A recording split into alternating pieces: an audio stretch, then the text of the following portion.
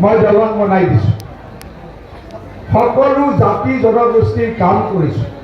লখিমপুৰ চহৰখনতে চাওক, বুঢ়ী বুঢ়ী মানুহে বেছি ভালকৈ জানিব, আশে পাশে কোনোৱে কল্পনা কৰিব পৰা নাছিলে তাতে ষ্টেডিয়াম বনাইছোঁ অসমৰ ভিতৰত চবতকৈ ধুনীয়া, তাতে ISBT বনাইছোঁ অসমৰ ভিতৰত চবতকৈ ধুনীয়া, DC office, Bhupen Hazarika auditorium, নকাৰী ফ্লাইঅভাৰ, কি কাম কৰা নাই আমি? আপোনালোকে সুধি চাওক চবকে, যিখিনি বুঢ়ী বুঢ়ী মানুহ আছে তেওঁলোকক বগীনদী মানুহখিনিয়ে সুধি চালে গম পাব যে মানৱ ডেকাই যোৱা 5 বছৰত কি কাম কৰিছে।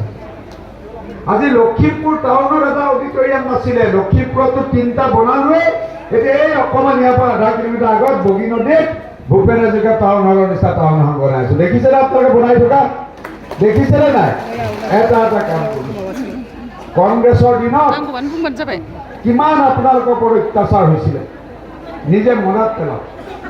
আজি লখিমপুৰৰ কথা কোৱা নাই, সমগ্ৰ অসমৰ বড়ো জাতি সেই সময়ত কিমান লাঞ্ছনাৰ সন্মুখীন হৈছিলে, নিজৰ অধিকাৰৰ কাৰণে আন্দোলন কৰিবলগীয়া হৈছিল। যেতিয়া অটল বিহাৰী বাজপেয়ী ডাঙৰীয়া, আদৱানী ডাঙৰীয়া ভাৰত চৰকাৰ কৰিছিলে, BLTৰ লগত চুক্তি কৰি এটা সমাধানৰ ৰাস্তা উলিয়াইছিল। বড়োসকলক 6 শিডিউল দিছিলে। পৰৱৰ্তী সময়ত পুনৰ মোদী ডাঙৰীয়া, অমিত শ্বাহ ডাঙৰীয়া যেতিয়া প্ৰধানমন্ত্ৰী গৃহমন্ত্ৰী হৈছিলে, পুনৰ NDFBৰ লগত বড়ো চুক্তি কৰি শান্তি চুক্তি কৰিছিল। যি বড়োলেণ্ডত আগতে ৰাতিপুৱা বন্দুকৰ শব্দৰে দিন ৰাতিপুৱাইছিলে, আজি সেই বড়োলেণ্ডত শান্তি, সমৃদ্ধি আৰু উন্নয়ন হৈছে বিজেপি চৰকাৰৰ দিনত। হয় নে নহয়? আপোনালোকে নিজে মন পেলাওক।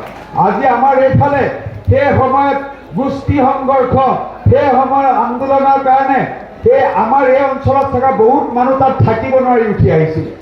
হয় নে নহয় মিনেছোটা?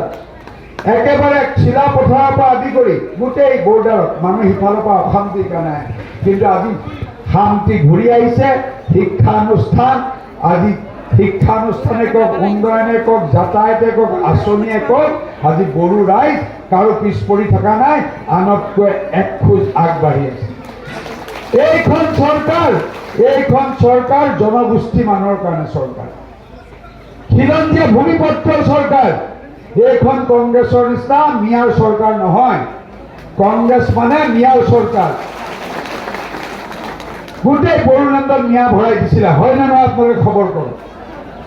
কিন্তু আজি ট্ৰাইবেল মানুহৰ যদি কোনোবাই কাম কৰি দিছে, হিমন্ত বিশ্ব শৰ্মা, নৰেন্দ্ৰ মোদীয়ে কৰি দিছে।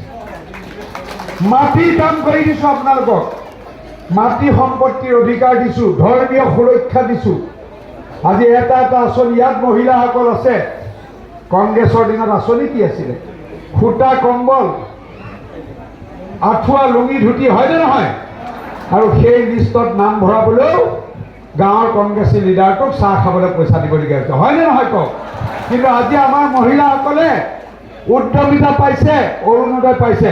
কাৰোবাৰ দালাল আছে নেকি মাজত? ডাইৰেক্ট একাউণ্টত সোমাই যায়নে নাই কওক?